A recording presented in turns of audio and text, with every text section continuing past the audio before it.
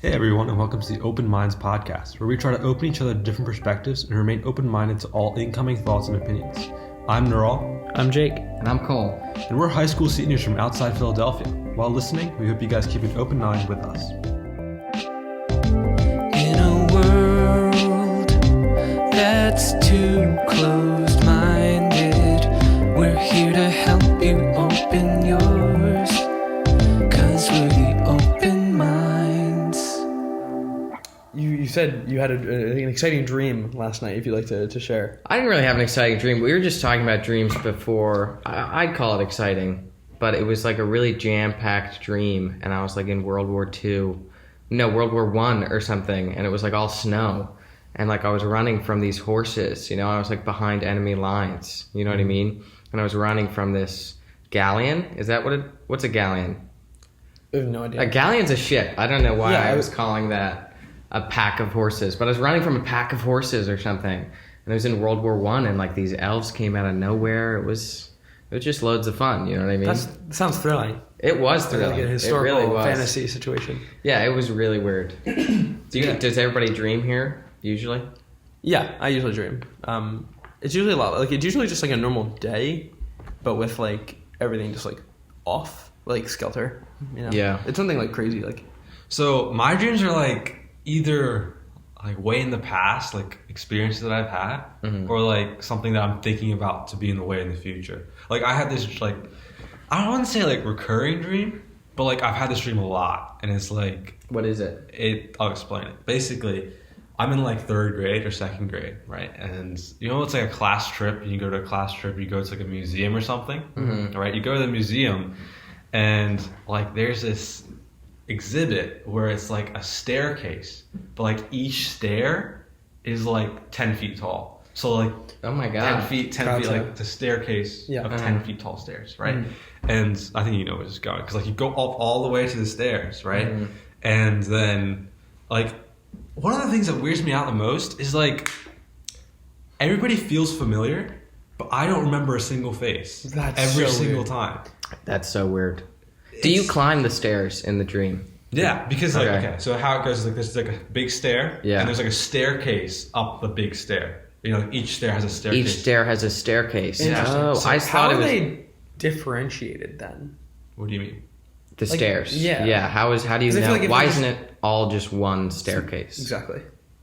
Well, because it's like one stair is like huge. Okay. And there's like a staircase to get up that one stair. I see. Another stair. Okay. Just the way I'm envisioning it, it seems like it would just be a lot of little stairs. I see that. I don't. Okay, cool. But I think I'm just not envisioning. I feel like this is your psyche, your subconscious telling you something. Like that you're setting goals that are like really high and grand and grandiose and big. You know what I mean? I don't know. Like, I've thought about it like a lot, because I've had this dream a while. Like, it's been like 4 years or like 5 years that I've had this dream that keep on coming up. So I don't know. There's probably something like that. Yeah. Would you say you're the type of person who sets goals and tries to strive for it? Yeah. I mean, I think so. Would you say you never really reach where you want to be though? Because does the staircase end? The staircase ends because I get to the top. But I fall down. Oh my god! You do fall. Yeah. So you fall. Interesting. This definitely means something. I know. I feel like Joseph. Yeah, I feel like this has turned into a neural therapy session, like just interpreting what's going on in his head. Also, like the big staircase situation. Did anybody have a fear when they were younger of falling through the cracks of the staircase?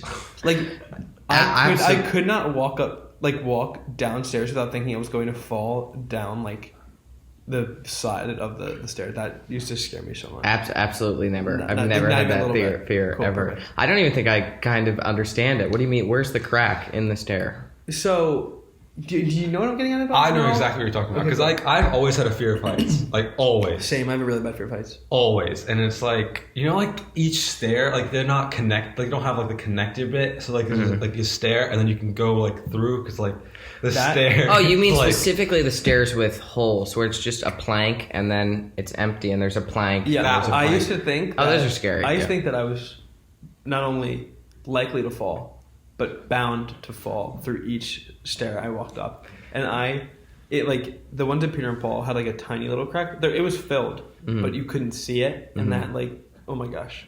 you felt that the more stairs you went on, the more likely you were going to eventually fall. I'm not a betting person, but in terms of just pure probability, if not this one, the next one, Yeah, exactly. No, that is how it usually works. Yeah, that is. But what's new with me? I mean, I guess this isn't new with me, but there's a new title for the Spider-Man movie. I don't know if you guys saw. Niral, have you seen the past two Spider-Mans? I have. The Homecoming and Far From Home. Wow. Yeah. That's good job, Niral. Good job, Niral. I mean, yeah. Honestly. But yeah, it's called Spider-Man No Way Home. Apparently rolls directly from WandaVision and then into Doctor Strange. So it's big news. It's big stuff. I have not seen WandaVision. Should I? Is that a big part of it? You have to see it. The most recent episode was so good. Episode 8 is right now the episode that just came out. So emotional, so great. It's honestly one of the most unique things that I think Marvel has done. It's so fresh and new, and it's almost, I feel it's breaking like the superhero formula. Yeah, very much so. Yeah. I think like even just the writing, like every line is like when they want like a poetic line, it is so well written. Oh my God, there's this one line that stuck with me, and it's Vision's talking about grief. Do we want to spoiler warning? Or is it, I guess spoiler warning, I guess. Okay. Whatever. Vision at some point says, "What is grief if not love persevering?" And like when I heard that, I was like, "Oh my God, this guy's a genius," But basically, the show's about it's an homage to sitcoms throughout time. Basically, that's all I'll say, just to spoil too much. But yeah, definitely for the next the final installment of the Home trilogy, watch WandaVision. Absolutely, yeah. All right, let's get into the wheel. Let's spin that wheel.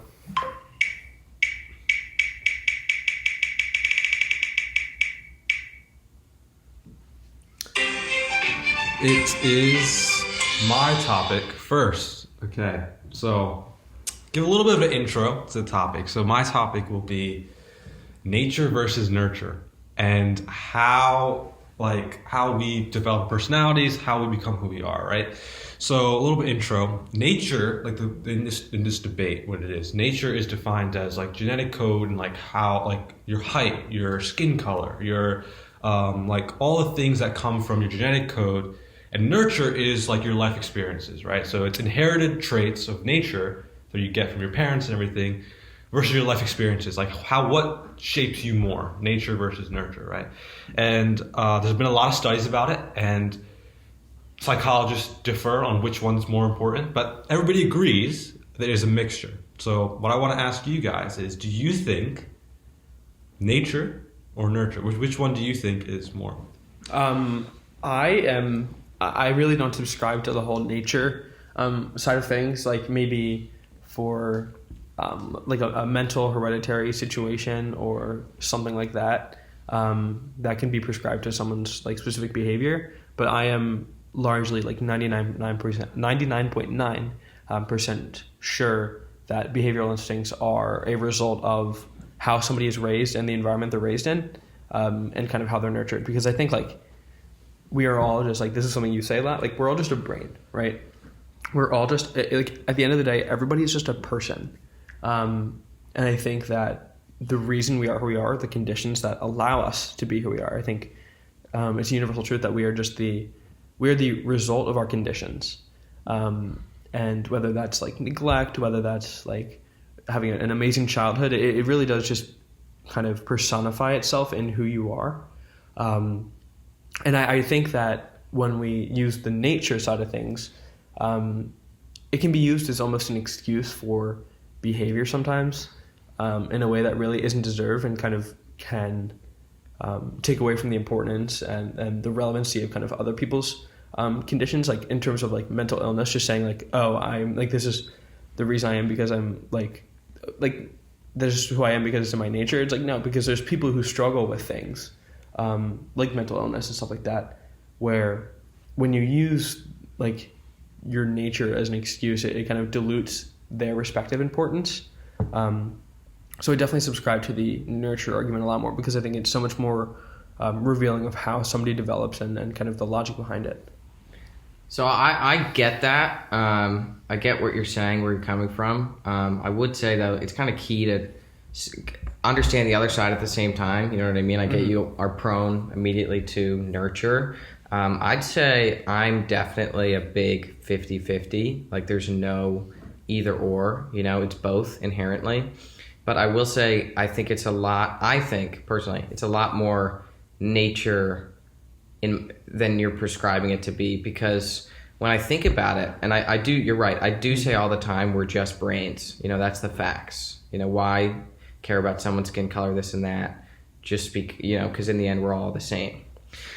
But basically, genetic code writes our brains, you know what I mean? And our brains are how we respond to stimulus. And since that is all already written, you know what I mean, then aren't we already prone to almost come out a certain way? Not it's going to be identical to the genetic code, because the way your brain works can change throughout time, but it's already written in your code. And so you're already prone to act a certain way when you receive a certain stimulus. You know what I mean? Yeah, I get what you mean. I think the main argument for nature is that in our world today, we kind of like, when we act on a situation, it comes from like our culture and our experiences, but it also comes from having like you have like a skin color is based on your nature, your genetic code and all that, right? And I think the argument is that nature underlies nurture, and that your life experiences are based on and because of the way you were born and the inherited traits that you get from your parents and so on. Like if you are living in a white family, then you are inherently dispositioned to have life experiences because of that white family and because of that background, and that's an inherited trait. So do you think nature can underlie nurture, and that's why? Yeah, I definitely think that is a very strong, and I'd actually agree with that argument a lot. I think that it's a little too absolute in a sense, where it doesn't really allow for like kind of human free will to kind of take over that and like, in quotes, like beat the battle against your nature. I definitely think that your the way you're born and like your genetic code can definitely influence your culture and life expectancies, like that dynamic with how your life will play out. So I mean, I think it's probably largely true that your nature can determine the forces of you being nurtured. But I don't think it's absolute. I think that free will can kind of like take over. And I don't think your conditions, just based on your nature, are absolute or finite in any sense. I think that it's really easy to kind of win that battle for the sake of nature. I get where you're coming from there, because personally, I don't. The only thing about the nature argument is I don't love assigning people something before anything happens, because you just aren't set to be a certain way. You know what I mean? I believe things aren't predetermined. The future is uncertain, and so that's why I really like how you said, what was it? Nature underlies nurture. Nature underlies nurture. Yeah, and I think that's right, because as I was talking about stimulus before, I think we're set up to respond to stimulus already in a certain way. But depending on the stimulus that comes in, you can end up as a different person. So the way you respond is the same, but since it's because of different stimulus and different scenarios, that's why you would end up becoming a different person. You know what I mean? So I think it's really like at the heart of it, 50-50. Like they're working together, Mm-hmm. Another thing that I wanted to bring up, where do you think that lies in animals? Because when I think about it, like when I see my dog or something, I feel like golden retrievers are like notoriously have the best personality and like are always happy and all that. Is that nature, or is that everybody who has a golden retriever is nurturing them to be happy and nurturing them to be have a good personality? Yeah, I hate to say, I think perhaps, I don't know if this is true, but I would assume that in animals it's a little more nature, just because, I don't know, genetically They don't have the brain power as us. So I think a part of why we all are so different is because of our complexity in the brain. Not that their brains aren't complex. I just mean like it's a different level. But I think you're right that they breed them for a certain personality. You know what I mean? Like if you have a golden retriever that's kind of rude and mean and very aggressive, that's not a golden retriever they're going to continue to breed. So I think, those traits like kindness and stuff like that are genetic in dogs, I'd assume, because they're so common. And I think it's because people want that, so they keep breeding them like that. I don't know if it's necessarily like kindness as much as it is like softness in a sense. I think that a lot of the times like there are just dogs that are more aggressive than other dogs just by nature and by kind of behavioral instinct. And I think that it also comes down to the sense like the way humans perceive that natural aggression or just behavioral instinct. Like for example, pit bulls is like the most notorious one.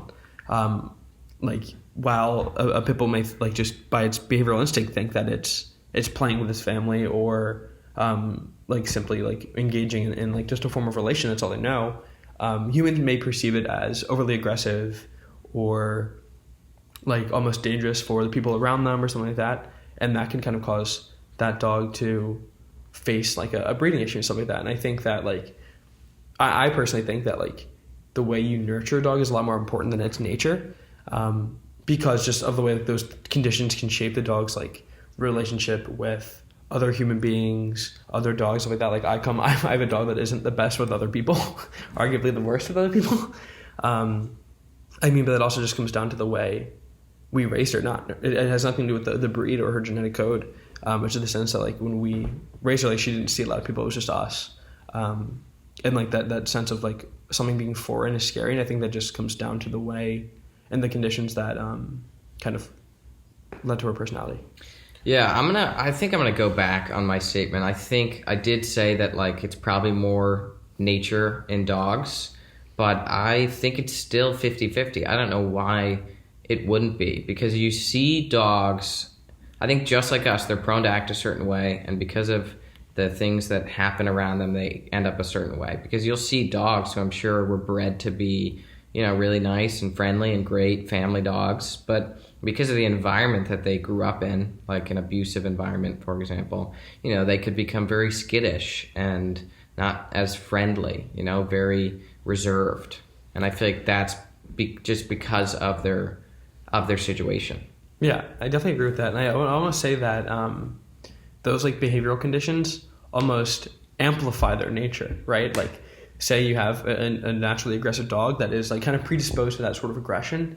Like does that almost acts as like an amplifier, right? Like it magnifies absolutely the way like those animals behave. And I don't see why that same logic can apply to humans as well, where like behavioral instincts and the way we're raised can be amplified by the way that our genetic code is written and the way we're kind of predisposed to behave. So I'm actually way more open to what you're saying. So I think what I'm interpreting what you're saying is that nature can have like the first say in how you are, but you're saying like your behavioral aspects are so like can change so much because of nurture. So you think nurture is more? Yeah, so I definitely say that your nurture is just more important because of the fact that it's subjective, and the fact that it has the conditions to be able to change.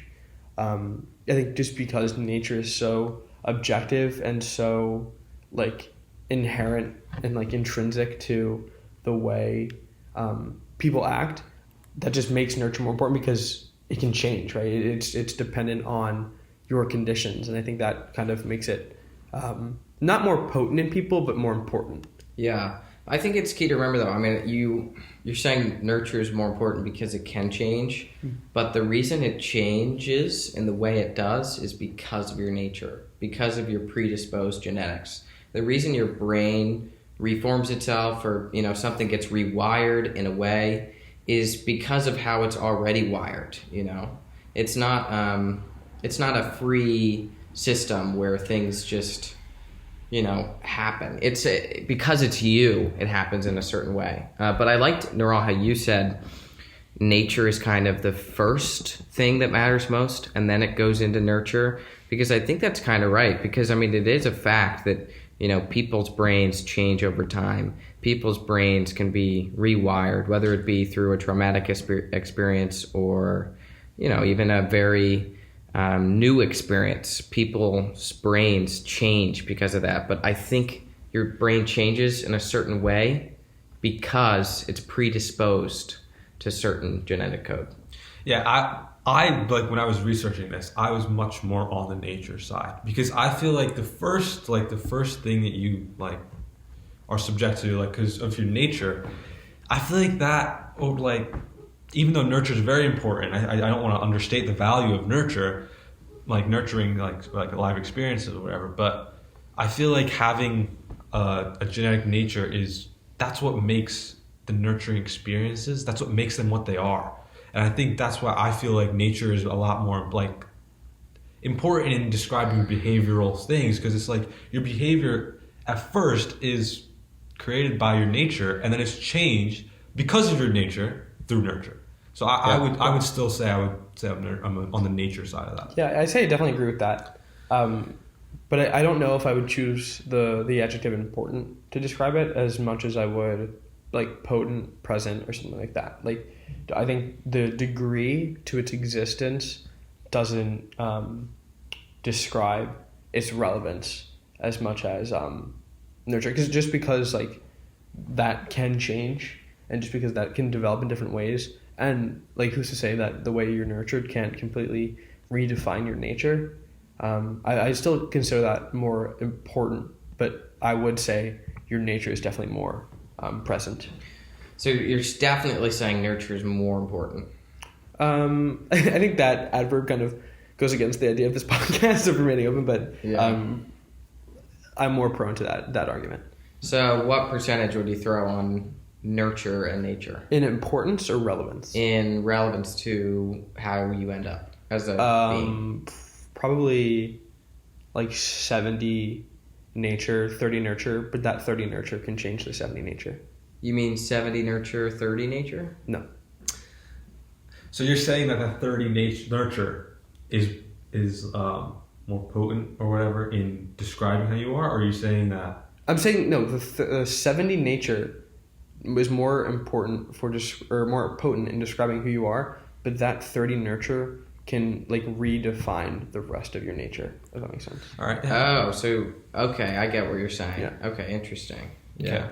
I think too, like the stats out there are very, or at least the stats we see are very for the nature argument, because like you'll hear all the time, like addiction gene. That's a big thing that I've heard about, is that you're prone to addiction. Some people, because of your genetic code. You know, your grandfather was an alcoholic, you know, your father was an alcoholic, and because of that, you're more likely to be an alcoholic. You know, it's fascinating how those things can end up affecting who you are. And also the way health conditions kind of define your life, right? If you have like heart disease in your family, that could create like a more healthy lifestyle in the way you're nurtured. Yeah. So I definitely see like multiple examples of that dynamic being played out. Alzheimer's, I think, might be genetic. I don't think we're sure. But it is genetic, yeah. It might be, yeah. All right, so I have a couple scenarios for you guys just to think. So I read in a book when I was like in middle school that there was like it's not real, but it's a fantasy thing where a bunch of serial killers, like a bunch of the worst criminals in the world, were cloned and put in a different environment, like a controlled environment, where scientists were like their parents and were teaching them a lot of stuff that they wouldn't have been exposed to when like as their original selves, but now that they're clones, like as little kids, they're exposed to. So basically, the end of the book is like leaves off when they go out in the real world. They understand that okay, this is all a controlled experiment. They go off in the real world.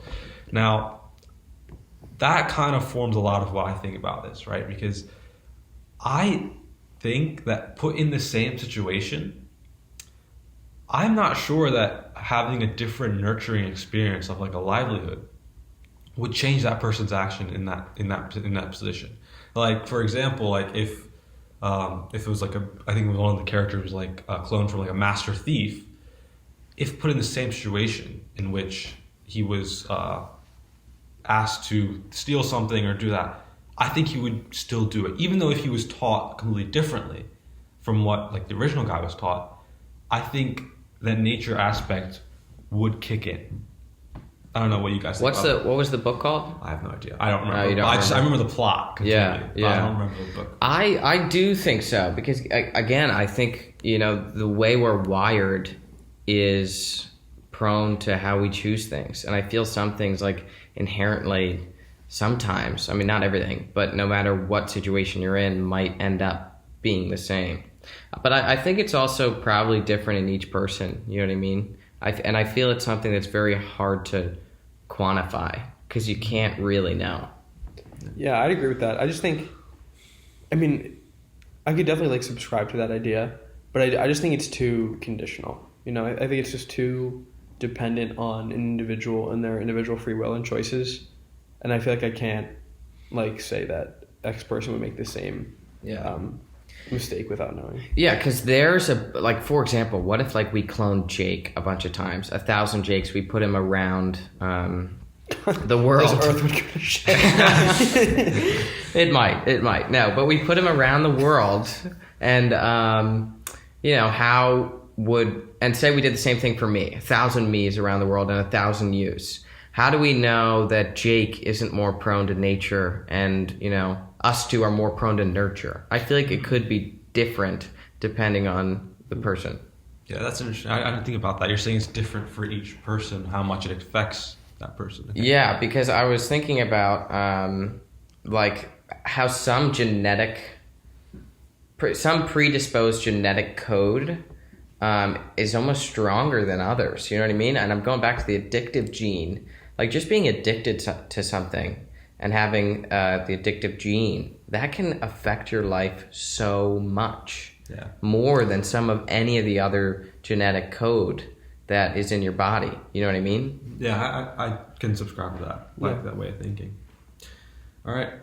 Is that a good stopping point? Yeah, let's spin the wheel. All right. I think my topic would be a good transition from this, actually.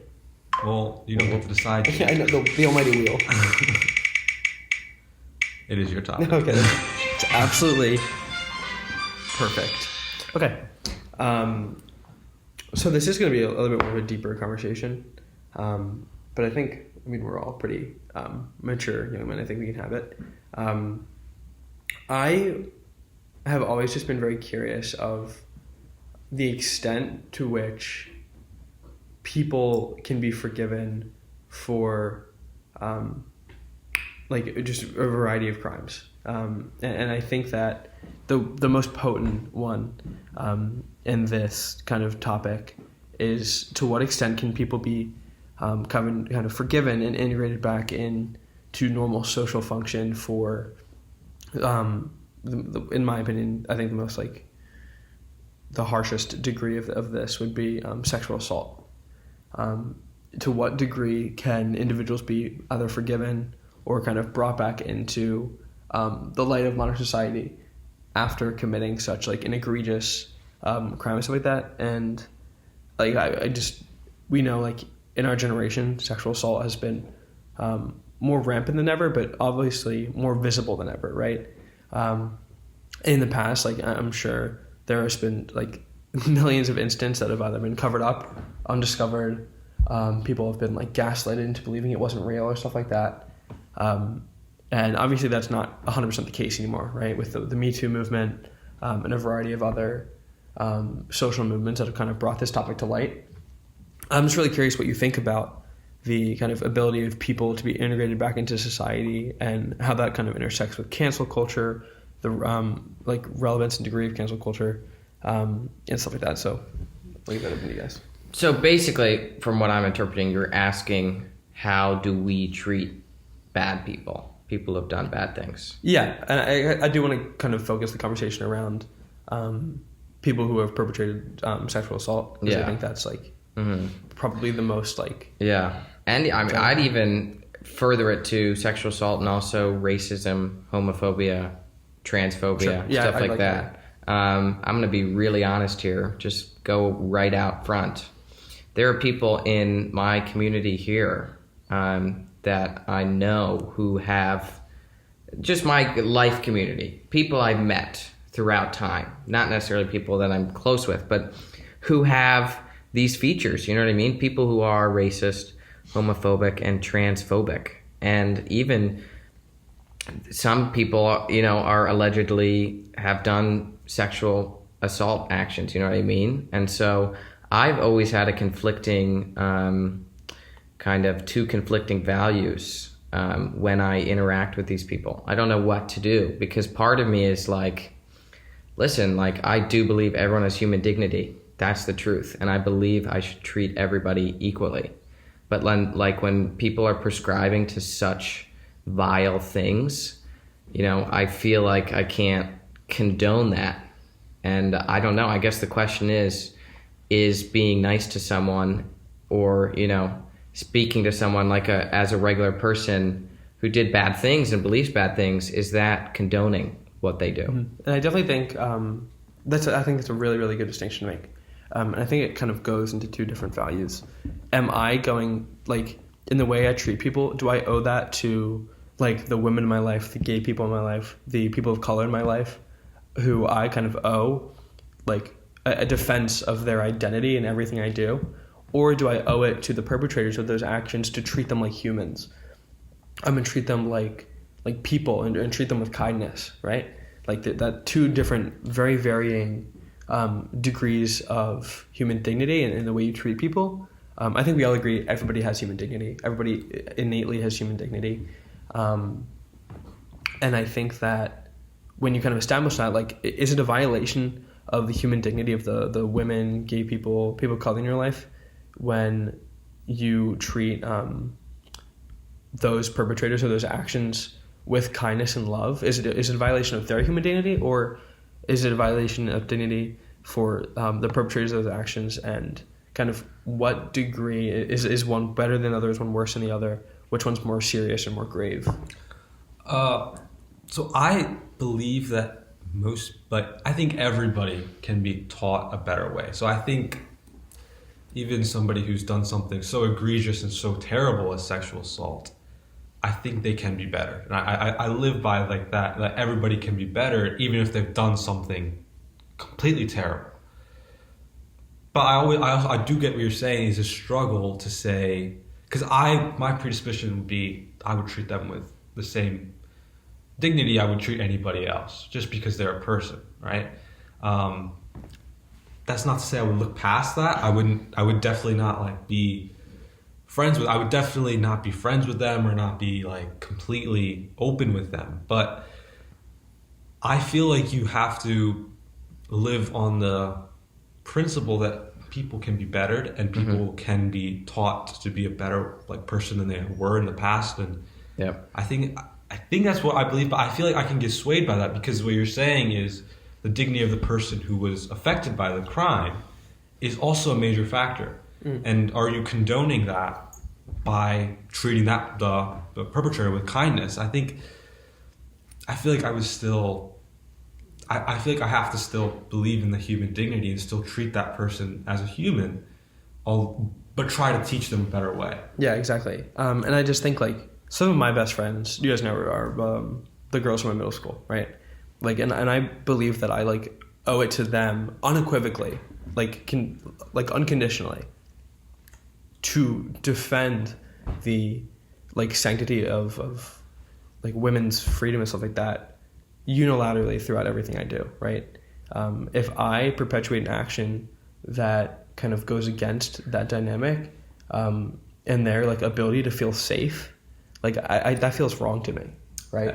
Like I feel like it's such an injustice to them, and obviously every person of color in my life, every gay person in my life, like I feel like I owe it to them, right? Like if I don't, like I feel like that's such a breach of our relationship and a breach of every dynamic I've established with that person, and almost like obviously not as worse as the person perpetuating the action, but you know, like in those types of situations, a bystander is on the support of the aggressor, I believe.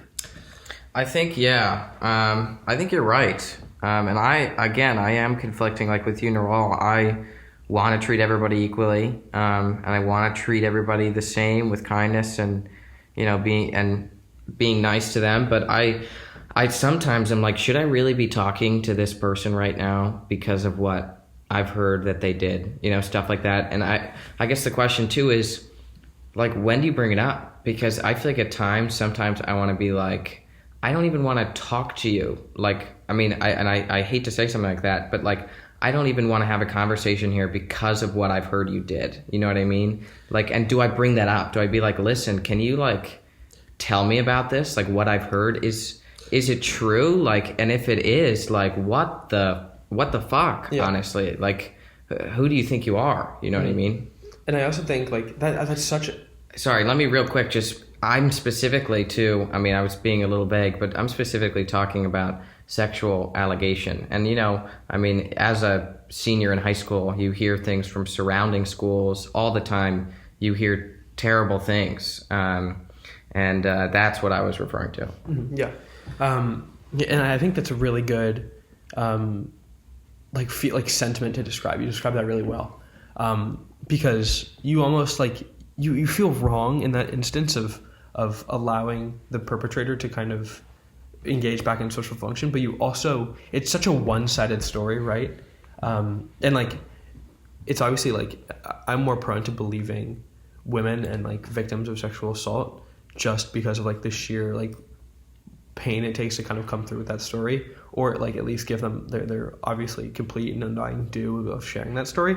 But like, all stories are a matter of perspective, right? Like, truth is a matter of perspective. And I think that like listening to both sides, and like we have to allow people to defend themselves, even when it's something as egregious as that, right? So thank you for telling me. That's a really interesting perspective. And I also think like what you said about, you hear things from like surrounding schools about people and yeah, like we go to an all-boys school where universally, sexual assault is usually perpetuated by men. Like, just statistically, it is.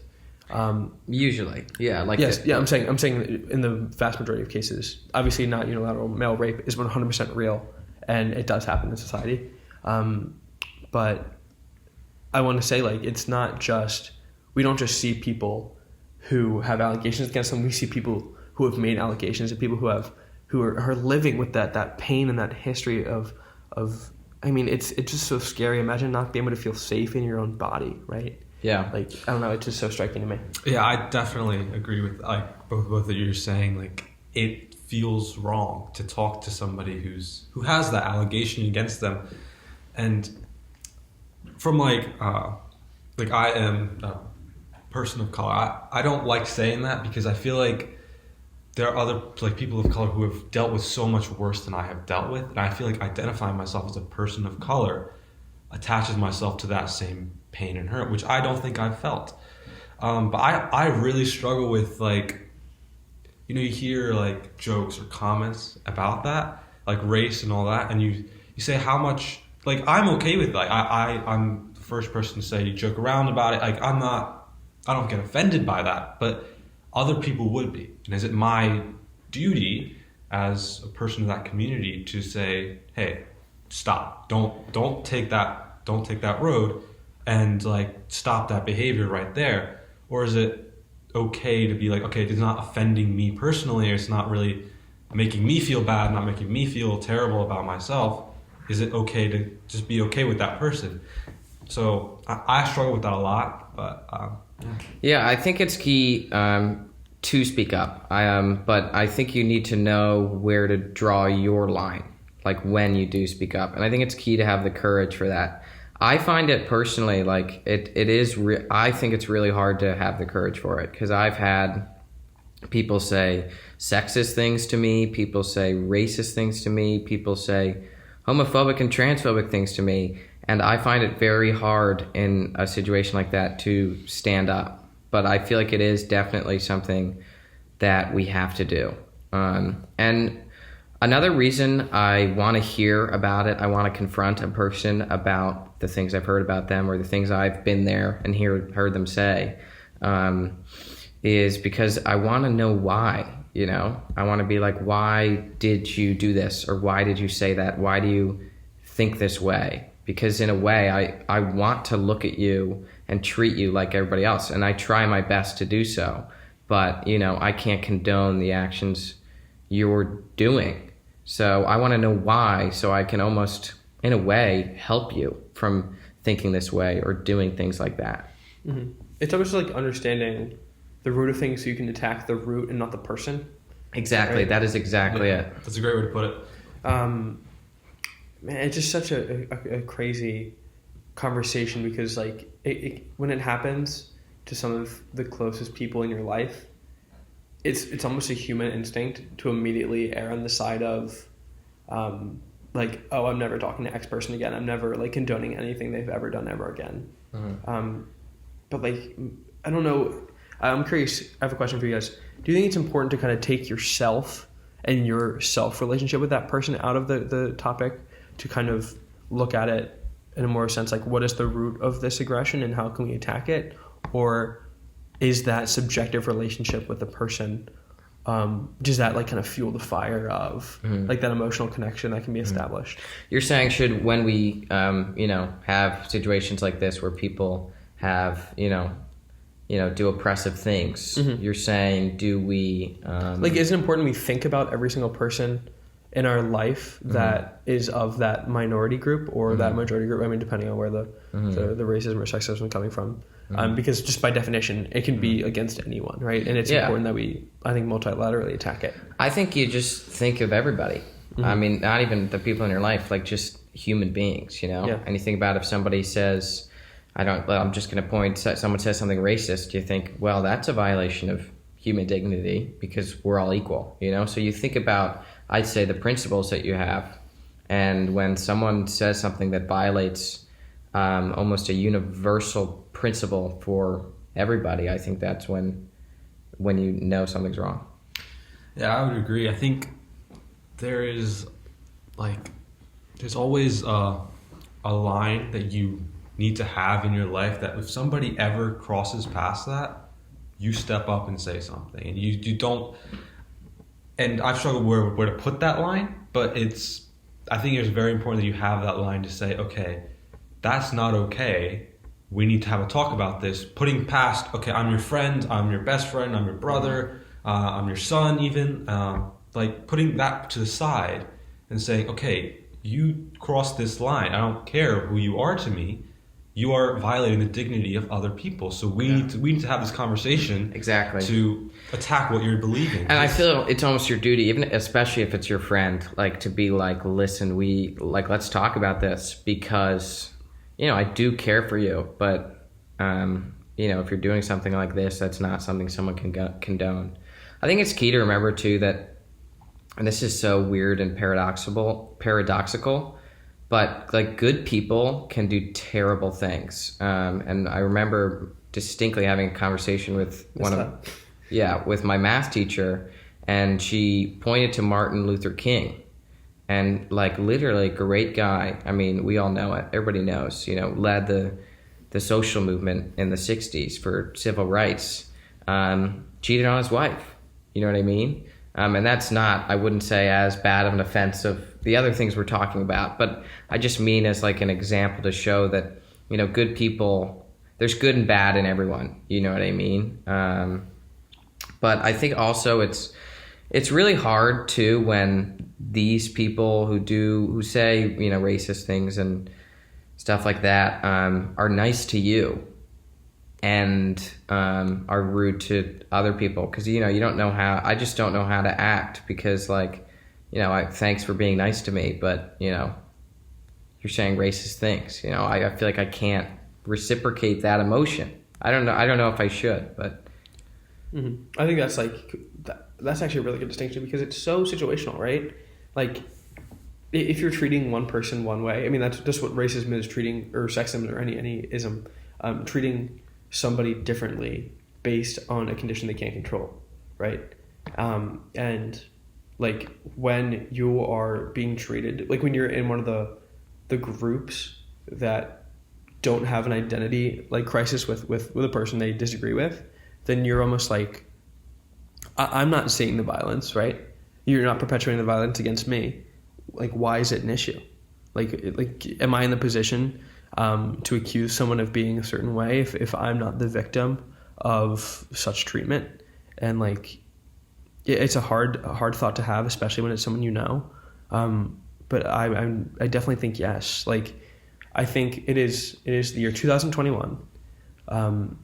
We are like facing unprecedented challenges of climate change, of poverty, of malnutrition, of natural disasters. And I think like we have to, like, can we stop being racist and sexist and homophobic, and can we just like move forward? Like, why are we not done with this? I know. You know what, there's this one quote I love, and it's like, if mothers like ruled the world, there would be no war. And I'm not saying like to me that's just a testament towards, if like, because a mother to me represents like a really good and understanding, compassionate person. Of course that could be a father too, or any parental figure, so it doesn't have to be a mother, but to me it's just a testament towards, you know, if people really understood everyone, you know, there would be no conflict. You know, we fight over ourselves so much. I think we never look at the larger picture. Yeah, I think I heard like some quote that there's two struggles that face humans, and we've overcome one of them. We're not so far on the second one. Me versus us. We've overcome that. We're saying we're going to sacrifice a little bit for the greater society, and that's a pretty universally held belief.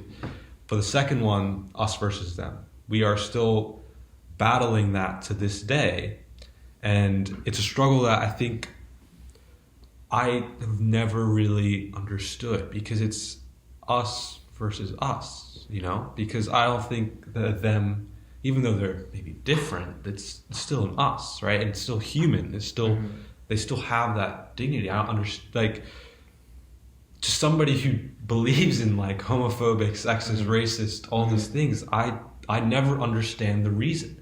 And I think like having a conversation with the person who's saying or doing these things is, I feel like it has to be at the root, and what Jake said earlier about not the person, but the root of why they believe what they believe. I agree.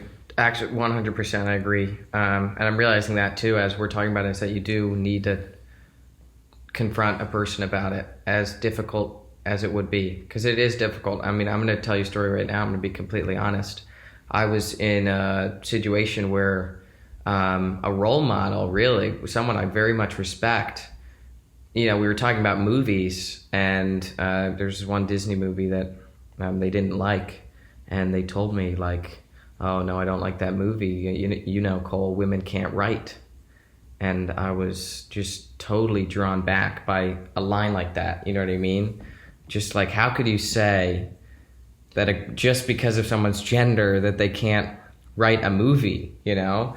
And I kind of regret to this day not being as courageous as I could have been in that moment, because like I never condone it. I felt very awkward in that situation. I think I don't really remember what happened. I think maybe I said, oh, I don't know if you can say that, or I might, and then I think I was kind of silent, but I don't know. I kind of regret not really standing up for the truth, you know? And I think that's what's important, is to have that courage. And it really is difficult. Yeah, and I think like, especially when you're talking about that courage, there's a shock, right? Isn't there like an initial shock when it's someone you love, when it's someone you admire, when it's someone you respect? You're like, it makes you question your entire relationship with that person, and it makes you like just so surprised and disappointed, really, right? Like, it makes you feel like so much of that relationship is fake, and then it makes you think like you're in a position where you can't confront them anymore, right? Because you're so far taken aback and upset that like you're dealing with that emotion, and you can't really deal with the emotion of like confronting them and kind of dealing with that internal belief. But I think like maybe understanding that good people can do bad things, and making that a way more like widely understood sentiment, maybe that can take away from the shock of it a little bit, right? And just confront the problem at hand. Yeah,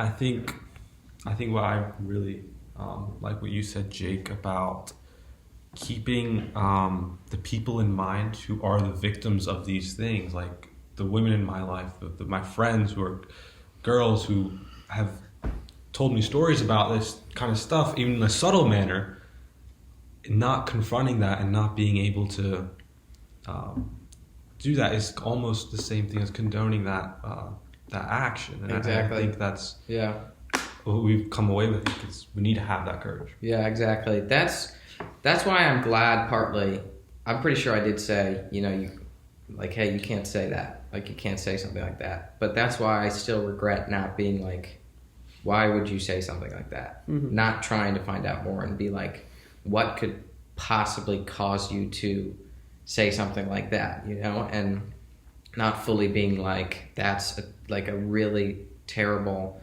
and like, just I don't even have the words to describe how vile of a thing it is to say about someone. And this came from someone who is a role model to me. Is very intelligent and very respectful to people, but there's that one quality to it that I don't know how to act against that. Well, I mean, I know how to act against that. I mean, it's just, how do you know how to act towards the person when they're both good and bad?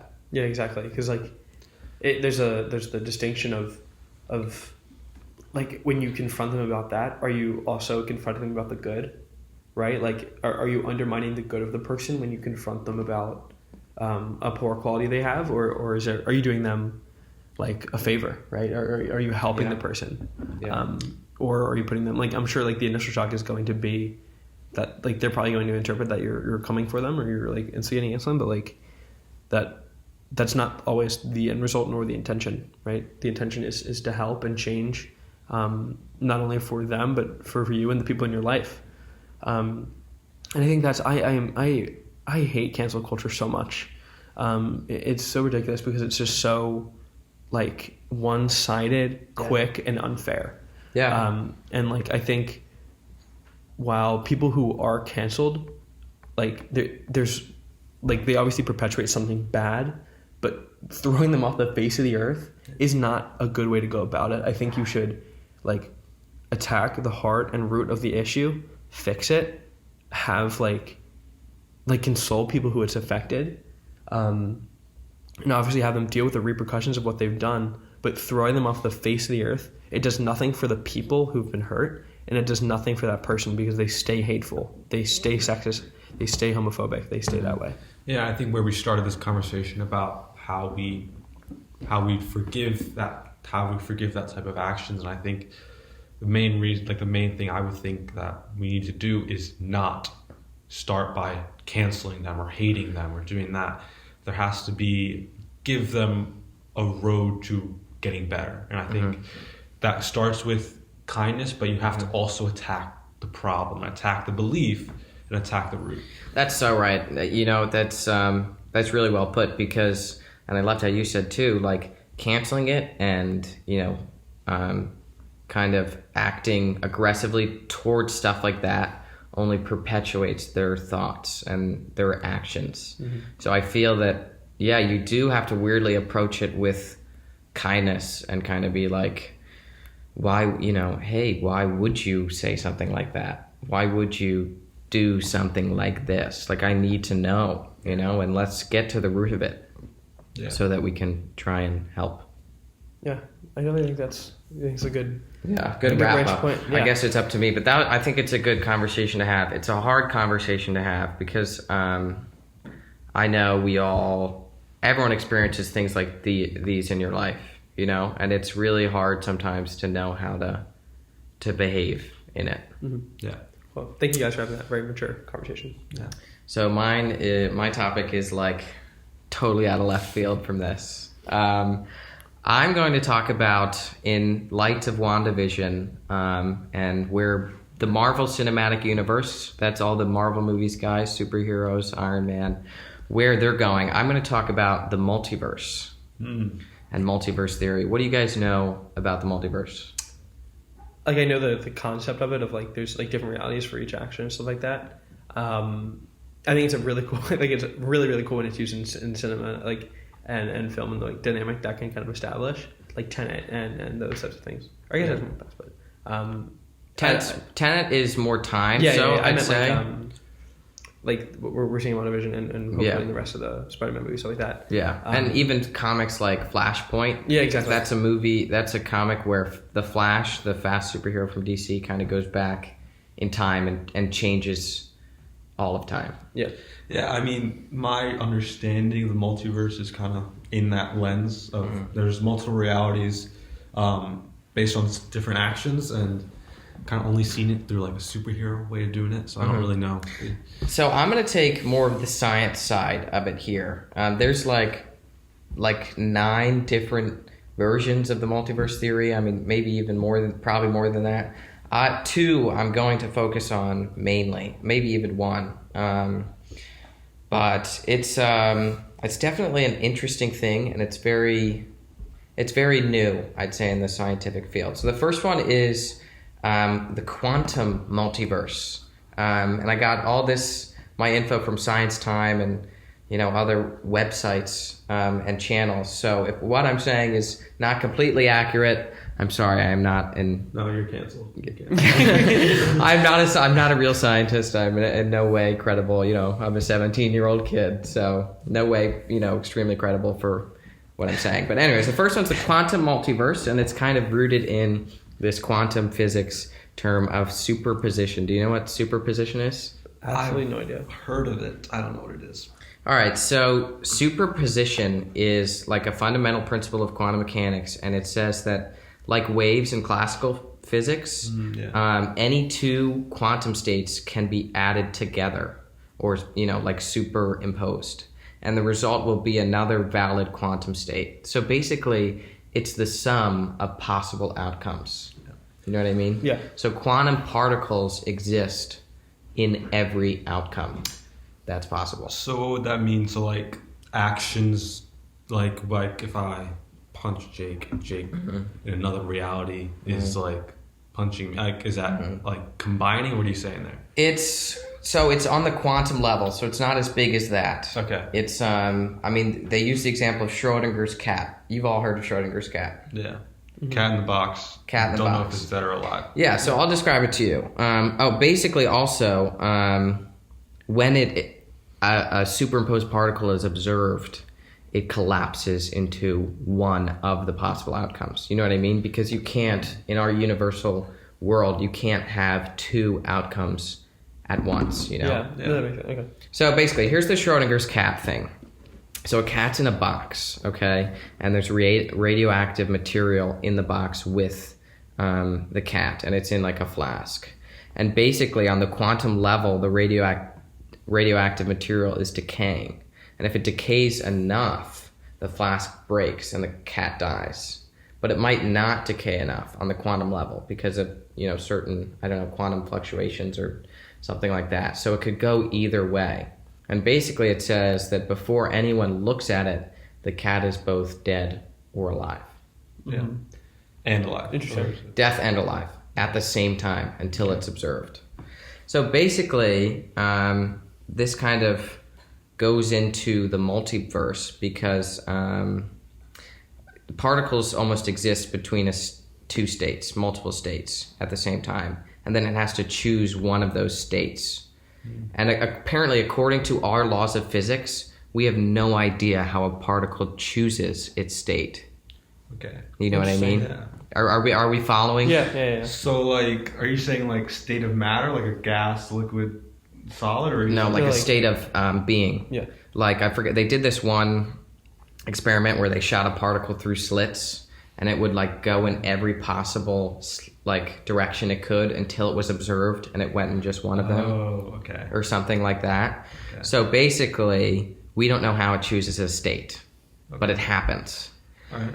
And so multiverse comes in and it explains that the universe doesn't choose a state. It does all of them. Okay. So basically, in a Schrodinger's cat thing like that, when we open the box, Like someone opens it and it's dead, the other person opens it and it's alive. exactly, you live in one So I of guess those. there's an infinite number of multiverses then, right? Exactly. So in this theory, the quantum multiverse, there's an infinite amount of multiverses constantly branching into infinite amounts of other universes. So in this, there is like a reality, I guess, where nothing exists then, because you're saying that it can either choose to be or choose not to be. Mm-hmm. So there's a reality where nothing is, and there's a reality where everything is. Exactly. Yeah, what I'm curious about is like when you choose the other, does a whole other world form? And where does it form? That's what they say. That's what the theory says. That was my biggest question: is where is this matter coming from? Yeah, it's dark matter.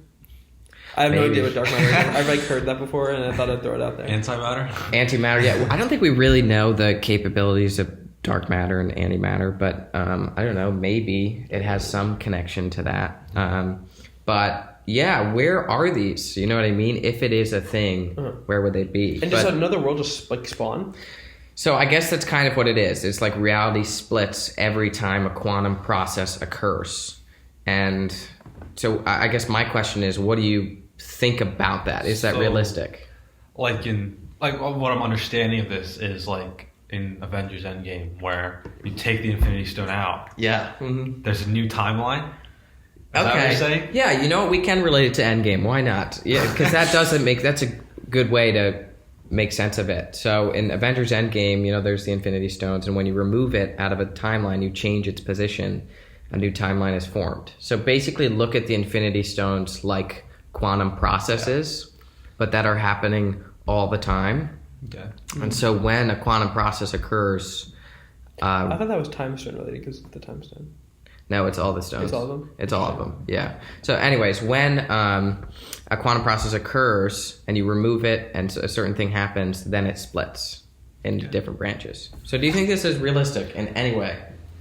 I feel like it can always be a theory. I think it's hard. Like it's hard for me to believe it, just because there's never going to be proof of that. I feel like, but I can see it being realistic. I feel like there are, because that's a very valid way to think. Like Schrodinger's cat, there's a possibility where it's dead, a possibility where it's alive, and we think it's dead and alive. And there has to be a reality where it's alive and a reality where it's dead. So that makes sense to me. Yeah. But there's no proof. There's never going to be proof of that. Yeah. It's just like definitely a cool theory, but like I think it'll always be that and nothing more. Just because like if we have no idea where matter's coming from, if it exists, or if like the theory, I don't know. So there's a reality probably where that like this is accepted. You know, like right now we're talking and like if we believe in this, then there's a reality where they figure this out. Is there a reality for absolutely everything? Is there a reality where I get up and eat that TV? I guess that's how it would have to be. You know, I think because there's an infinite amount of realities being created. But I think what I've heard is that even though there are an infinite amount of realities, that doesn't mean everything that could happen is happening. You know what I mean? Yeah. Why not? Well, because just infinity doesn't imply that every combination is occurring. Just because there's an infinite amount of them doesn't mean that there's a reality where right now you're running around nude, you know, like in a Wawa. I don't know why I'm thinking this, but in a Wawa store. You know what I mean? So... But why not? I don't understand why not. This is just from what I've heard from. Also, is there something socially unacceptable about running?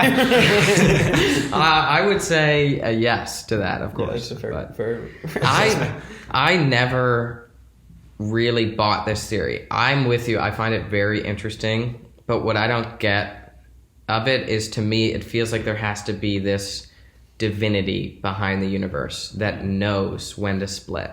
You know what I mean? So why does that deter you from that? Because I feel like it confirms a God. You know what I mean? Okay, so you're sitting on the fence about the God, so you don't know if this would happen. Yeah, exactly. Because I feel like there has to be something bigger behind everything in order for it to know, like, here's a quantum process happening, let's split right now, and then boom. Another universe. What I don't get about the cat thing, because I think the cat thing is like a good precipice for like why this all exists. Why can't the cat be dead or alive? Because like before you open the box, it's both dead and alive because you don't know which it is. It's dead. To me, that just means it's dead or alive. I don't know. I have no idea. No, because like it's so okay. It's key to make the distinction that they're not saying that you just don't know.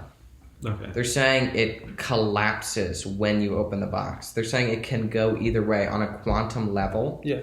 That's the point, is that these particles exist in the radioactive material in a superposition state. Yeah. That you don't So know here's the thing, like, until it's observed. Okay, so if it's before I open it, it's in a state of death or living, right? But when I open the box and it's dead, hasn't it just always been dead? That's what this says. No, it says not until you open the box did the universe decide, oh shit, we have to choose a path right now because someone's looking, and then boom. So that's another, and then boom, my universe is split. But that's another thing about it, is that the universe has to know someone's looking. Mm-hmm. You know what I mean? And part of that feels very divine. That feels divine to me, exactly. And I do believe in a higher power. I consider myself agnostic, but I feel like this type of power is not the one I would believe in. All right, that makes sense. I feel like, from my understanding of this, I feel like it can be very, very realistic. I don't see any proof against it. Yeah. So it makes sense to me. So I would say I would believe this. Do you see proof for it? No, but like, there we go. But there's always like, you know, yeah, if it makes sense to you, like it hits, then it's I don't know why it wouldn't be that. Yeah. No, I mean, I agree that like if I did find out that it was real, I mean, I don't know how I would. I would feel so small and That's insignificant. True. Yeah, it would really affect our meaning. But don't you think we're already there now? We're already that small. Who cares if it's... No, just because of the just because of the scope of our reality, will never affect something else. So this Earth is what's important to me right now. Yeah. So if I wanted to affect this Earth, I could. I couldn't affect the universe. I see what you're saying. But the scope of my reality is Earth, Pennsylvania, the United States. This is what I know. So I think that makes me important in the scope of my reality. But in large scale, not at all. And I guess that actually applies to the multiverse as well, though. So I guess I see what you're saying, is that in the universal scale right now, at least we're unique. Yeah, but sure. Yeah. That's really in the multiverse, there's tons of use. So I guess that does affect even more so meaning and purpose. That's true. If you're you think there's a better version of you out there somewhere else, then you're okay, then why do I matter? Yeah, exactly. That's a good point. I fundamentally believe that it doesn't really affect my view, because I think even if the multiverse didn't exist, that I don't think we matter. That's the truth. I don't think anything matters. But I think what's beautiful about that is that you get to choose what matters. Because if you follow that path that nothing matters, then why do anything? So what are you saying? You're saying that you don't think anything matters, but you choose what matters? Exactly, yeah. Because something has to matter. Otherwise, then you would just die. You would seek death. You know what I mean? Mm-hmm. And why seek death when there are so many enjoyable things? But anyways, that's what I believe in. So it doesn't affect, even if this was real, it doesn't affect my beliefs. Mm-hmm. The other type is just the ultimate multiverse. This one's a lot simpler, and I think a lot more realistic. So basically, we have the observable universe. I don't know how many billion or trillion light years it is. I feel like it's 45 billion or trillion. I don't know. But we basically exist in a bubble. And then there's a bunch of other universes that are in their own bubbles. And these aren't universes that are split because of actions. These are universes that just exist and have had big bangs like us. But they have different physics and stuff like that. And they exist in their own bubbles. Are there an infinite number of those, or is it? That would be the assumption that there's an infinite amount of those. Are our actions related in any way? Mm-mm. Or is there just a Jake that's currently filming a podcast called The Closed Minds on Earth 42? It's possible, I guess, but I think this goes back to the fact that just because there's an infinite amount of things doesn't mean every combination is made. That's where I actually do disagree. I think if there's an infinite number, why can't infinite things happen? I know it's really confusing because I feel like it kind of goes against what we should think, but I don't know. I feel like why? Tell me why it doesn't imply that not everything has to have every combination. Oh, tell you why I think that it does imply that there's an infinite number of things. Exactly. Well, I just think like infinity is just an infinite sequence, right? Like think of it like a series. It's like it's just going to exist forever, right? So like if we have an infinite number of like planes of existence, why can't every action happen? I just came up with something. Let's think of it from infinite series, all right? From 0 to infinity, right? There's an infinite amount of numbers. But never will you ever see -1, -2, or -3, or any negative number in that series. And just because it's infinite does not mean... Then let's make this go negative infinity. Yeah, okay. I have an explanation for that. That's just the example I'm using, is that, that's almost what it's like. But I think the multiverse isn't 0 to infinity. I think it's the the multiverse doesn't exist on a numerical scale. I was just saying as an example. Well, I'm just saying, like, I feel like you could make an analogy not from 0 to... I feel like it's just like it is forever and ever now. The analogy was just that just to put it into perspective. No, it was that just because something was infinity does not mean everything is included in it. The nature of infinity is still the same from 0 to infinity, but it doesn't include everything. Okay. Well, I think I kind of agree with what you're saying there, but I think the negative numbers are like decisions that you're not deciding.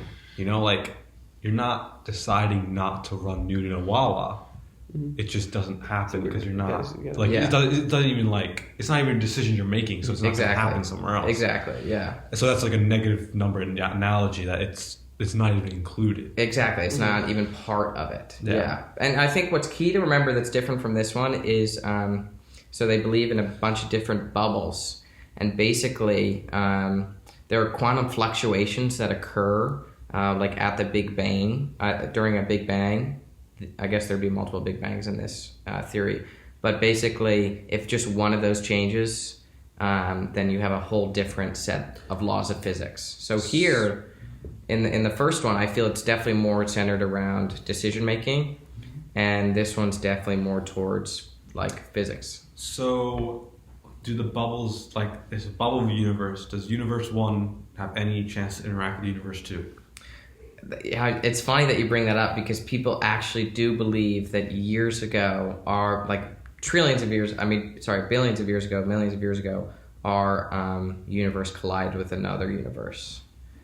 But some people claim there's evidence for it, but with more highly detailed telescopes, they say there is no evidence for it. Do you know what the evidence is? I think they point. I'm not certain, because I feel like I heard this years ago, but I feel like they point to. There's this massive just hole in our universe that's empty. In the observable universe. There's just nothing there. And people believe that, I forget what it's called, the big cold or something like that, but people believe that our universe collided with another one there, and that's why there's nothing there. You'll look at a map of the observable universe, and in the bottom left corner, it's just black. Yeah. Another question I would have to this is, what are all the universes in? Is there a plane of existence that they're in, or is it Yeah, that's a good question, because I feel like just with everything, even right now, if the multiverse didn't exist, when does it end? Yeah. Because I mean, we live in a finite world. Is the universe the same way? Is it finite? I have no idea. I mean, it's a very interesting thing to think about. But I don't think there's ever going to be proof for this. I think you're right. Ever going to be proof against any of these theories or for these theories? I mean, the big cold war, whatever you said. I think I've definitely heard of that, where there's evidence that universes collided and there's a hole in our reality or something like that. There's a hole in our universe that isn't explained through anything else. Yeah, exactly. I agree with you. I think it's fascinating to think about, but I think you're right that it will never be proven. Almost like religion in a sense. It's definitely interesting to ponder on, not ethical questions, religious questions. But if there's a God, will never be proven until if you die. It's kind of so weird, because why would we be able to think about this if it wasn't real? Mm-hmm. That's a good... Wow, I didn't even think of that. I mean, I've thought about this a lot, because religion, I've always thought, why do we even even have that? Like, why do we need that? But it's my theory for religion is, again, I would consider myself agnostic, but I think because of our mental capacity as a species, we have underlying questions that are like how, why, and what. You know what I mean? How are we here? Why are we here? What made us?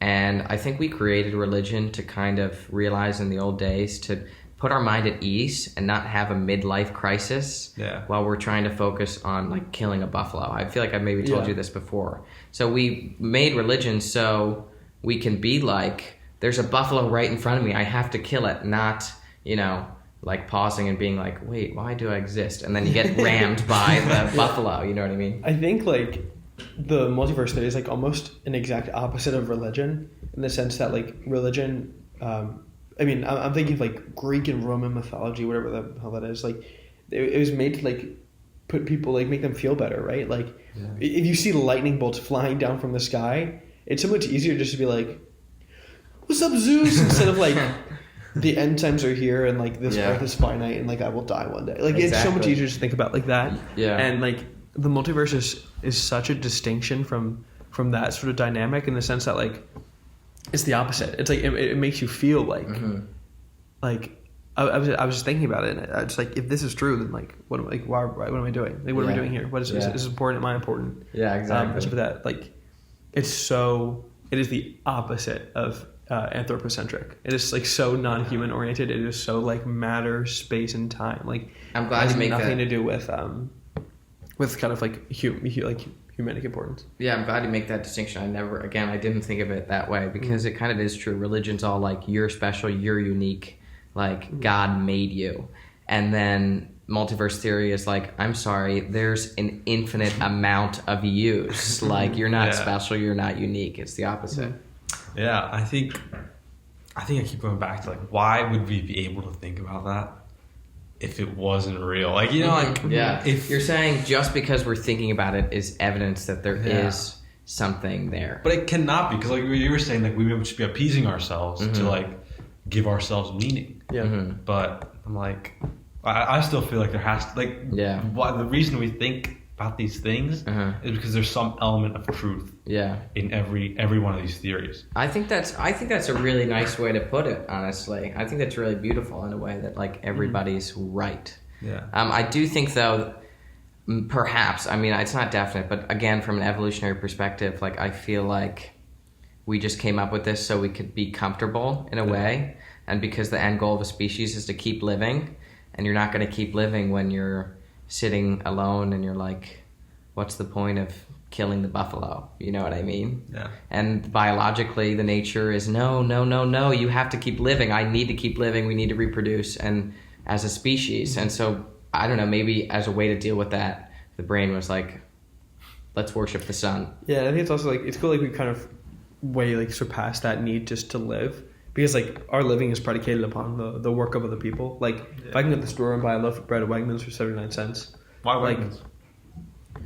Like, this podcast is not sponsored by Wegmans. But like, if you can just, like, there's jobs, like people's job now is like to think. Like, you know what I mean? Like, we're so specialized and so like, I don't know, we just have the ability to ponder now that we never did. So like, that's why maybe there's been a decline in religious participation over the past like 60 years, because people have gone from like, I need to go fight in this war, to I need to like see my therapist and then read like a bunch of scholarly work. Like, it's just so much easier to think about these things now and make ourselves uncomfortable, because comfortability isn't our only goal nowadays. And the thing, like, I think about, like, even when I think about why, like, that, like, there's an element of truth in everything, that I'm like, okay, I'm just appeasing myself again to think that way. Yeah, but exactly. it's like, I think it's paradoxical. I don't know if that's the right word for it, but it's like, I don't know. Yeah. I'll end it with this. I guess we'll go around, and with this final question, I'm just curious, would you prefer to have a multiverse or not have a multiverse? Niral, do you want to start? I feel like I'd prefer to have a multiverse, but I would prefer not to know about it, because I feel like if I knew about it and if I thought about it, I would feel insignificant, like you're saying, Jake. But I think there should be, because like then everything is accounted for. Like that's just like all the things I could have done, I have done, and I don't have to think about like that. I could have done that. I would have done that. I should have done that. But it's like it's happened. So that's really cool. I never thought of it like that. Neither did I. I honestly, when I asked that question, I was gonna be like, we're all gonna have the same answer. Yeah, my answer is no. Simply no. Yeah, that's scary. I don't know. I don't know. It kind of goes back to what we were talking about earlier. Like, if there's still like issues of like sexism and racism on this earth, like I don't want to have to like now think about my like eternal existence on other planets. Like, there's already like so much for humans to do, and there's so much work left for us to do that like I don't know. Like, I'm hoping there isn't this where it's like it makes like every fight I've ever had in my life almost insignificant. Yeah. Right. Yeah, I'm gonna agree with Jake. I would say no, as cool as the theory is, because it really is fascinating to me. Maybe I'm just saying no to feel comfortable, you know what I mean, and not have to worry about my purpose. But I feel as if I don't want the universe to be infinite. I feel that like universally, this might be a universal truth that I believe in, is that just the fact that things just must come to an end, whether that mean like someone dying or whether that mean there being a finite amount of atoms in the universe. And so I feel like in order for us to love the universe that we're in, it has to end at some point. So yeah, I mean, like I said, I feel like I would rather not know about it, but I feel like I would rather it to exist. Just because I want there to be a Niral out there has an Instagram. Yeah, Niral doesn't have Instagram. That's true. I think that's a beautiful way of putting it, because I never thought of it that way. From the opposite side, I would say there's a comfortability in me saying, this is my life. This is what I've done. I know I've chosen it, and I know I'm the only me out there. Yeah. But in a way, I guess, even if there were multiple infinite me's, they wouldn't be me. You know what I mean? So I guess that holds true, even if there is a multiverse. Yeah, I agree with that. And I think like it reminds me of the Robert Frost poem, "Nothing Gold Can Stay," in the sense that like if something's beautiful, it can't be perpetuated forever. Do you want to read the poem? Do you have it? I do have it up, actually. Nature's first green is gold, her hardest who to hold. Her early leaf's a flower, but only so an hour. Then leaf subsides to leaf, so Eden sank to grief. So dawn goes down today, nothing gold can stay. And like, it just kind of brings the idea of like anything beautiful can't exist forever, and almost shouldn't, because that's what makes it beautiful, right? Like if we all had like a card with unlimited dollars on it, is that like would money be valuable? No, because we just have everything we wanted, and that would take the value away from the things we want.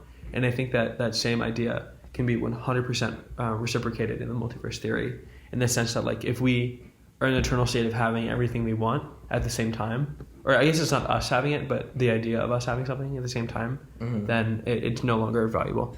Yeah, I agree. Yeah. All right, so let's hop into thoughts on the cast. Thoughts on the cast. Thoughts on the cast. Thoughts on the cast. So, what did you guys think about my segment about nature versus nurture? So, for that conversation, I think I learned a lot about how people's growth is dependent and largely oriented around the conditions of their nature. I definitely learned a lot about like focusing on the nature side of the argument, because I was so much more prone to the nurture side of things, because I was always just so sure that like people are just the way they are because of the way their parents raised them and the way they were, like where they're located and stuff like that, and just that people are a result of their conditions. But I think I'm a lot more prone to the dynamic that people are their conditions based on the response of their nature to the conditions they're born in. So that's what I took from it.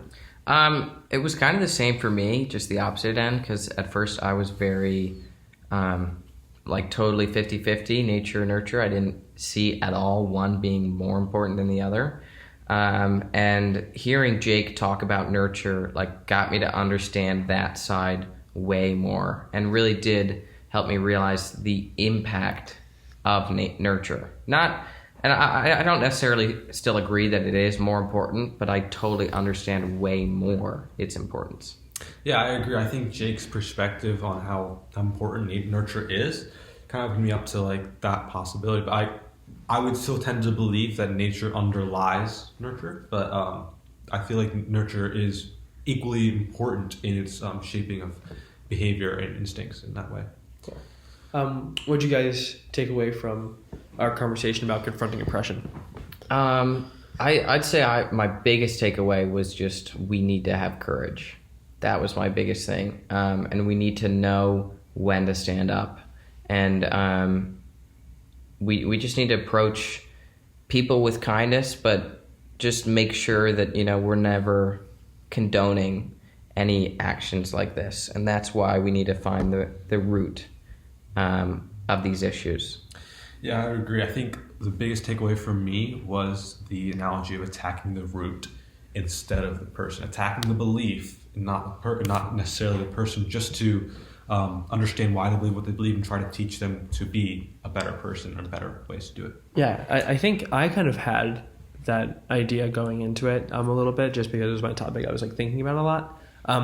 But like personally, I just feel like a new and refreshed sense of responsibility, right? Like I'm not excited, but I'm ready for like the next time I face something like this, and like being able to have like, and after thinking about it, like being able to kind of implement what I've learned and what I think now into actuality, and kind of change that, like and attack the issue of oppression in people without attacking the person. And I think that kind of idea would change a lot of the stigma around cancel culture that we talked about earlier. So yeah. So what did you guys think, I guess, about my multiverse, not my multiverse theories, but my topic of, the multiverse theories? Yeah, I think it kind of, what Jake was talking about, it being the opposite of religion and it not being anthropocentric, I think that's a really good thing that I took away from it, is that like our meaning is defined as because we are one, and the multiverse is like infinite, so it kind of takes away from that. I definitely learned a lot about the science, like just the ideas behind that dynamic, like superposition and stuff like that. Like it's such an interesting thing, like what you were saying, the distinction between or and like determining what's like the most appropriate conjunction to use, and that like how that can change the meaning of what we're saying, and like going along with that kind of non-human oriented thing, like we don't have to feel comfortable anymore, like humanity, our job isn't to be comfortable, our job isn't to be alive, it's to thrive now, right? And I think a lot that comes with thriving is facing the truth, and not having this like unconditional desire just to live, but rather to come out like more refreshed and academic. Yeah. What I learned the most from our conversation with the multiverse was whether or not a multiverse exists, I still believe in the meaning of our existence and the uniqueness of who each one of us are and who every single person is. So no matter if a multiverse exists, and I know I was saying nothing matters, that's what I think is the objective truth. I want to make that clear. But I believe the subjective truth is that things do matter, and I believe that. Mm-hmm. Yeah. Okay, cool. That's all for today. We hope you enjoyed the conversation. You can find me on Instagram at jake.lorenz, and you can find Cole on Instagram at cole.2.kelly. And you can find Niral absolutely nowhere because he doesn't have a life. Thanks, everyone. We hope to see you next week, and remember to always keep an open mind. In a world that's too closed-minded, we're here to help you open yours, 'cause we're the open minds. Hey guys, it's Jake. I just wanted to give a huge thank you for listening to our second episode, and also thank you guys so much for hitting 30 billion streams on our first episode. I mean, we are so happy for our huge international listening and listening of more than the population of Earth. It is really remarkable. And just thank you so much for listening in to the Open Minds, and we hope to see you next Wednesday. Thank you, guys.